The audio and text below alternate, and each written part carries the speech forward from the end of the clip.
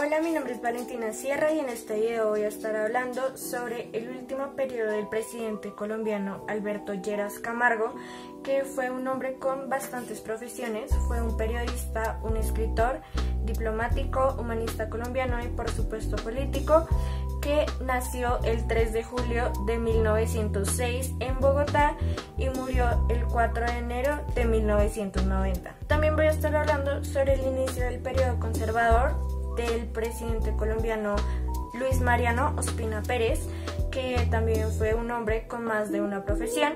Fue un ingeniero, un empresario y un político colombiano.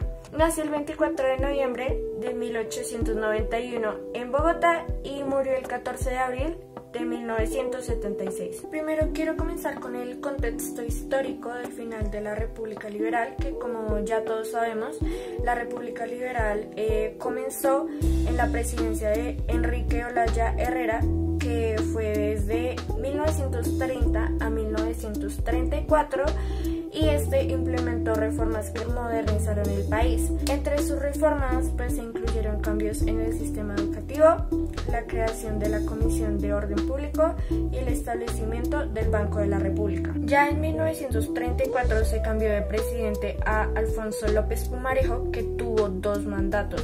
El primero, que duró de 1934 a 1938, y el segundo, que duró de 1942 a 1945. Y fue en el segundo periodo que Colombia empezó a enfrentar muchos problemas.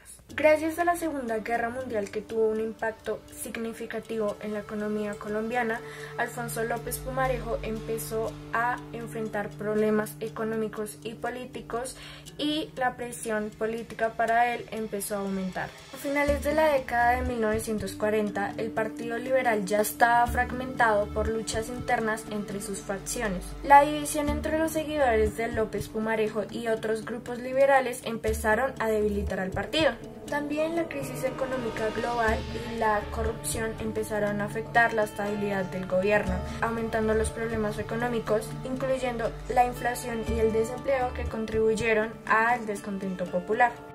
En 1945, Alfonso López Pumarejo decide presentar al fin su renuncia debido a la presión política y también por problemas de salud, entrando al fin Alberto Lleras Camargo para asumir la presidencia de manera provisional. Su presidencia fue corta, duró solamente un año, pero su papel fue esencial para estabilizar la situación política y preparar al país para las elecciones de 1946. Cuando llegaron dichas elecciones, entre los candidatos estaban Gabriel Turbay y Jorge Eliezer Gaitán, que eran del Partido Liberal, y estaba Mariano Ospina Pérez, que era candidato del Partido Conservador. Ya que los liberales habían tenido problemas en estos últimos años, se le facilitó la victoria a Mariano Ospina y este quedó como el nuevo presidente de Colombia. El conservador trató de promover un gobierno de reconciliación y tratar de unir al país dividido. Sin embargo, sus esfuerzos no fueron suficientes para la creciente violencia y los conflictos que se estaban generando en ese momento.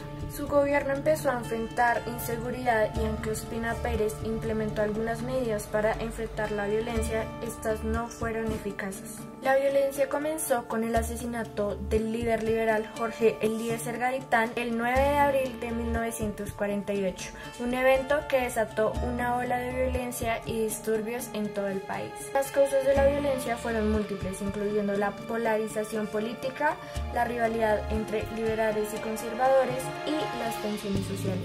La violencia se extendió a áreas rurales y urbanas, con enfrentamientos entre guerrillas, grupos paramilitares y las fuerzas del Estado. La violencia tuvo un impacto devastador en Colombia, con estimaciones que sugieren que entre 200.000 y 300.000 personas murieron durante este periodo.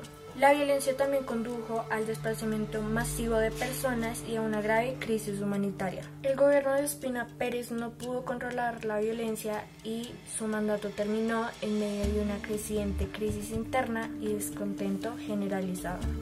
En 1950 la presidencia cayó en manos de Gabriel Turbay. Sin embargo, la violencia siguió bien hasta el año 1958. El periodo de la violencia finalmente lleva a su fin con el establecimiento del Frente Nacional, un acuerdo entre liberales y conservadores para alternar la presidencia cada 4 años y compartir el poder político con el objetivo de estabilizar el país.